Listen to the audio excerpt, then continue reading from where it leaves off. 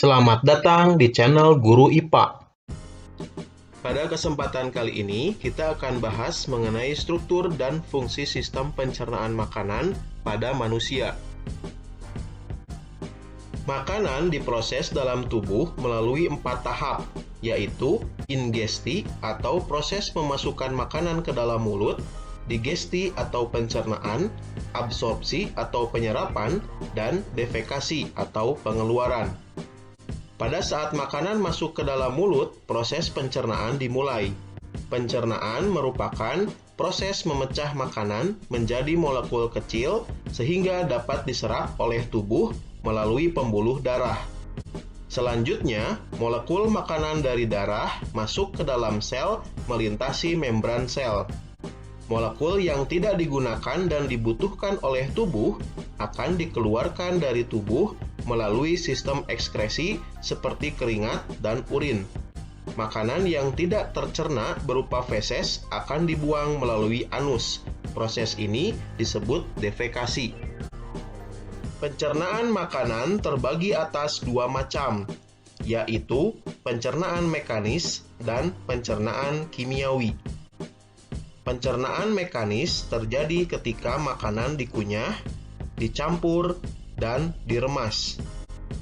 Pencernaan mekanis salah satu contohnya terjadi di dalam mulut, yaitu pada saat makanan dihancurkan oleh gigi. Pada pencernaan kimiawi, terjadi reaksi kimia yang menguraikan molekul besar makanan menjadi molekul yang lebih kecil. Pencernaan kimiawi pada proses pencernaan biasanya dilakukan dan dibantu oleh enzim-enzim pencernaan, seperti enzim amilase pada mulut. Sistem pencernaan manusia terdiri atas organ utama berupa saluran pencernaan dan organ aksesori atau tambahan. Saluran pencernaan merupakan saluran yang dilalui bahan makanan yang dimulai dari mulut, kerongkongan, lambung, usus halus, usus besar, rektum, dan berakhir di anus.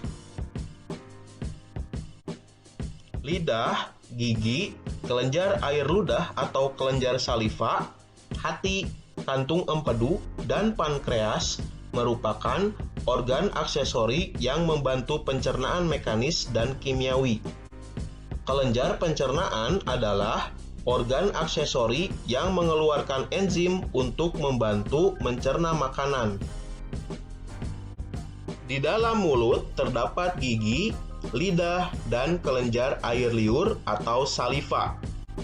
Air liur mengandung mukosa atau lendir, senyawa yang berfungsi sebagai antibakteri, dan enzim amilase atau dikenal dengan enzim petialin. Enzim ini akan memecah molekul amilum menjadi molekul maltosa. Di dalam mulut terjadi pencernaan makanan secara mekanis dan kimiawi. Setelah melalui rongga mulut, makanan yang berbentuk bolus akan masuk ke dalam tekak atau faring.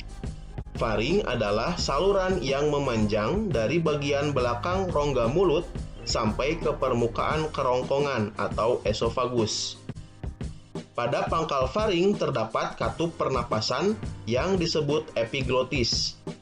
Epiglotis berfungsi untuk menutup ujung saluran pernapasan atau laring agar makanan tidak masuk ke saluran pernapasan. Setelah melalui faring, bolus menuju ke esofagus atau kerongkongan.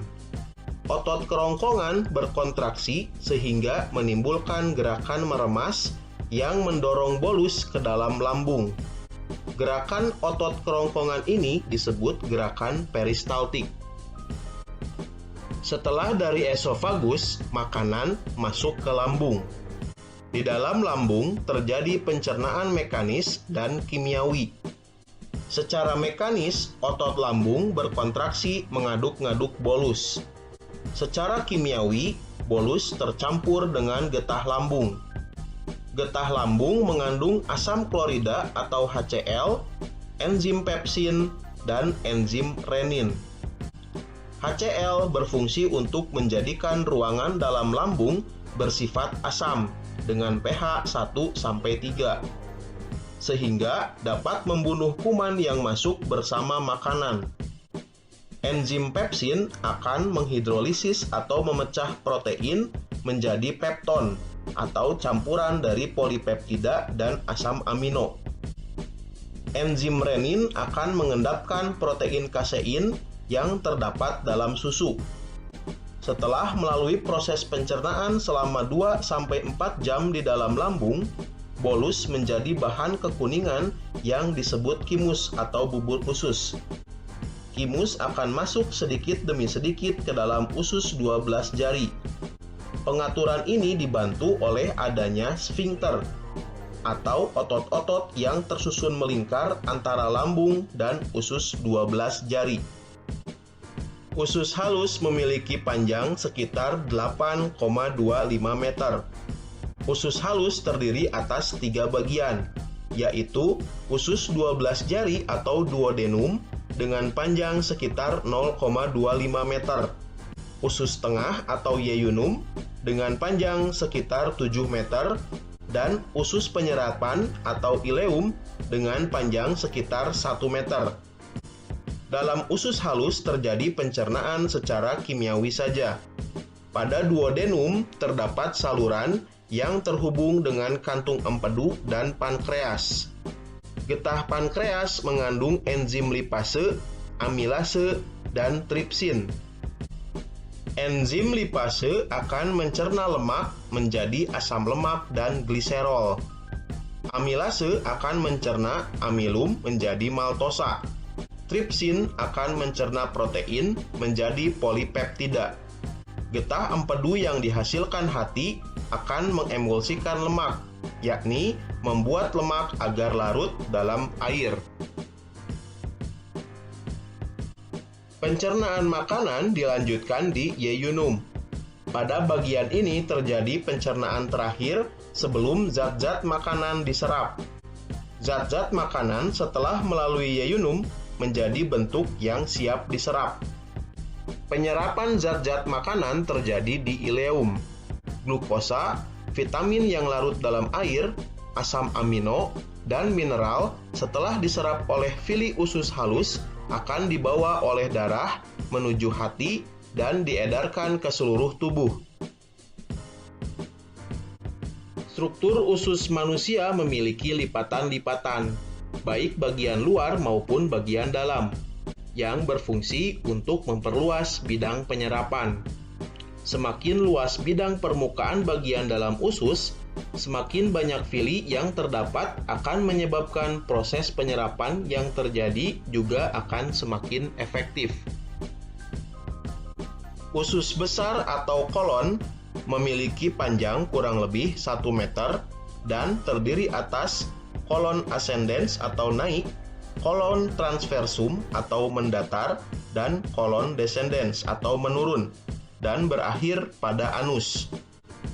Di antara usus halus dan usus besar terdapat usus buntu atau sekum.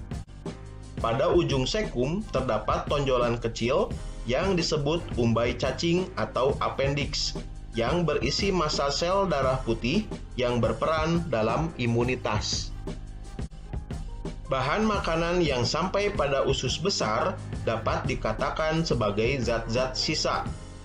Zat-zat sisa berada dalam usus besar selama 1-4 hari. Zat sisa tersebut terdiri atas sejumlah besar air dan bahan makanan yang tidak dapat tercerna, misalnya selulosa. Usus besar berfungsi mengatur kadar air pada sisa makanan. Bila kadar air pada sisa makanan terlalu banyak, maka dinding usus besar akan menyerap kelebihan air tersebut. Sebaliknya, bila sisa makanan kekurangan air, maka dinding usus besar akan mengeluarkan air dan mengirimnya ke sisa makanan. Di dalam usus besar terdapat banyak sekali bakteri Escherichia coli yang membantu membusukkan sisa-sisa makanan tersebut. Bakteri Escherichia coli mampu membentuk vitamin K dan B12. Sisa makanan yang tidak terpakai oleh tubuh beserta gas-gas yang berbau disebut tinja atau feses dan dikeluarkan melalui anus. Terima kasih sudah menonton video ini. Jangan lupa untuk mendukung channel ini dengan menekan tombol subscribe.